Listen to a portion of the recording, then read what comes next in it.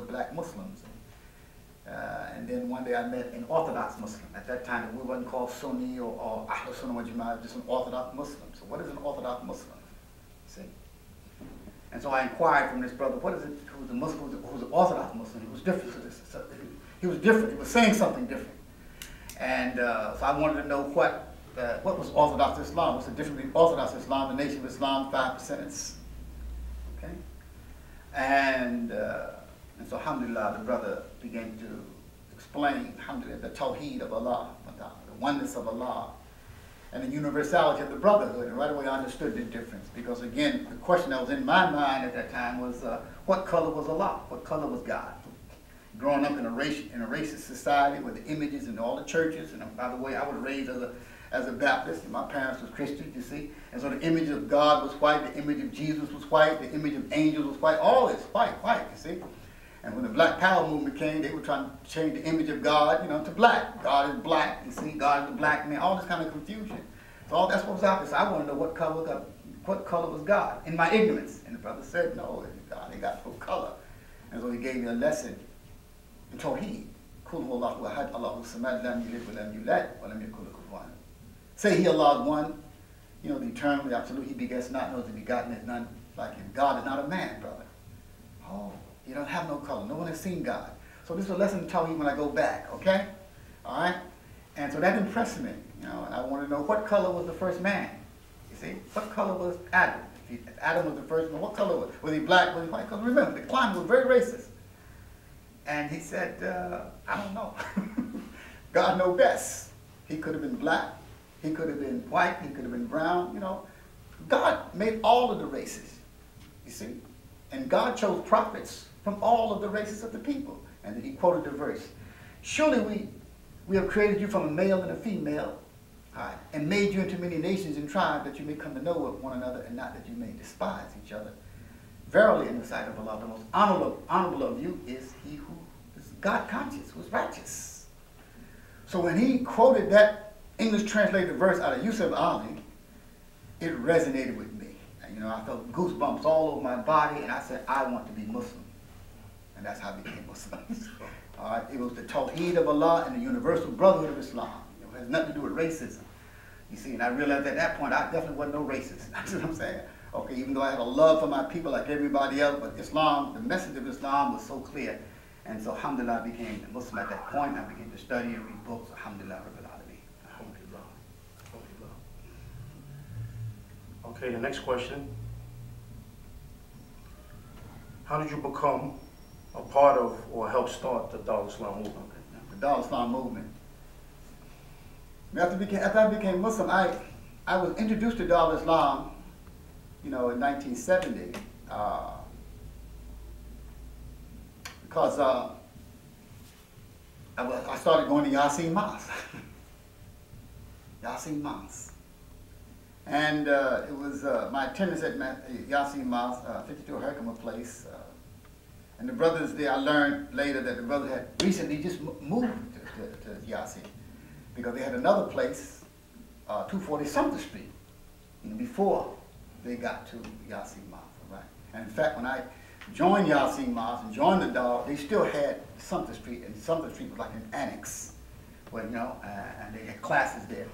And so it was by my going to the masjid and making Juma and coming to the classes. And then one day I was coming from Juma, and the brothers called me in the office. They had this little petition. I like to tell this story. It's like every time I would go to mosque, I would always wonder. I was always curious what was behind that bulletproof petition.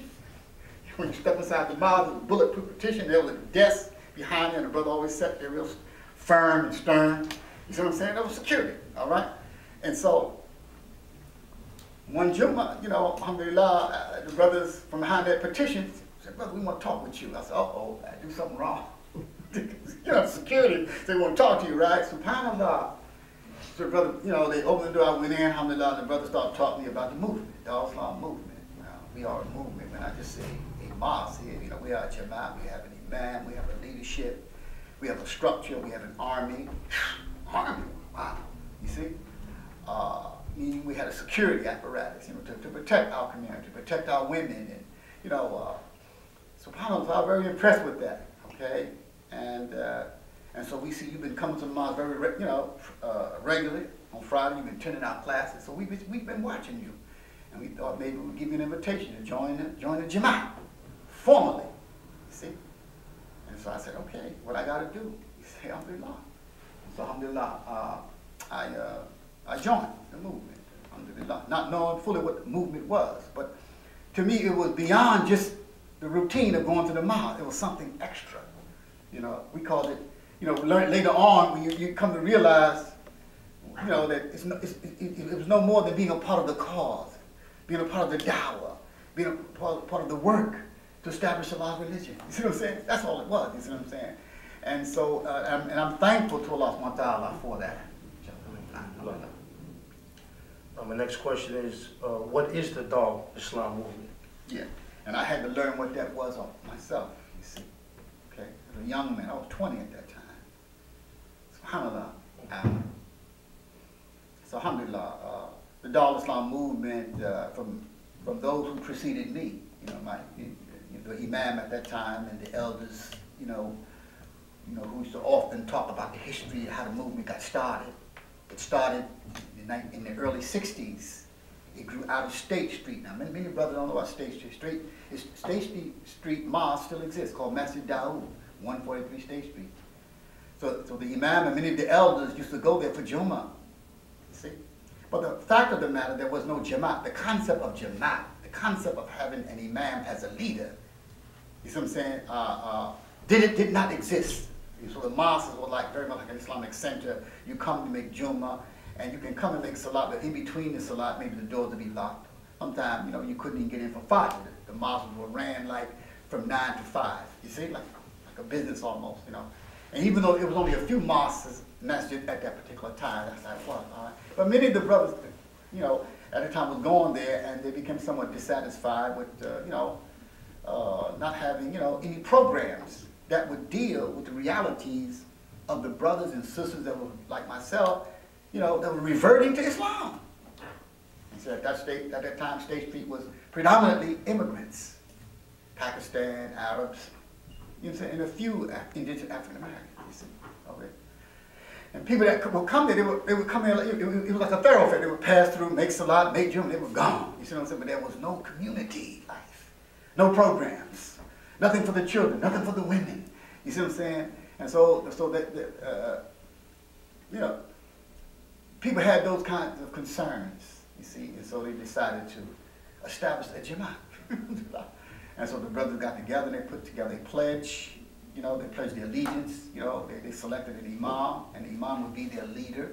You see, and they gave a bay'ah, a contract, to solidify their commitment, all right, and allegiance to work to establish Islam, to establish a community, to empower themselves as a Muslim community. That was the idea. Very similar, in one instance, to what the Nation of Islam was doing. Nation building, put it in a nutshell, and we give credit to that. The concept of nation building, being self-sufficient, that was the idea of the brothers, man. We need to, based upon the Quran and the Sunnah, we need to empower ourselves as a Muslim people here in America. Our own communities, our own businesses, our own housing, our own control. You see what I'm saying? All right, our own institutions, to identify ourselves as a Muslim people. Because again, many of the people that was coming here, to America from the Middle East, many of them was a little timid, man. They were a little timid here, you see. And many of them was assimilating into this melting pot, you see. And we were embracing Islam, and we was like, it was very revolutionary to us. Right? Change, because again, that was still part of the atmosphere in America. Change, and so that's what Islam did. So that's what the brothers did, and that's how Dar Islam got started.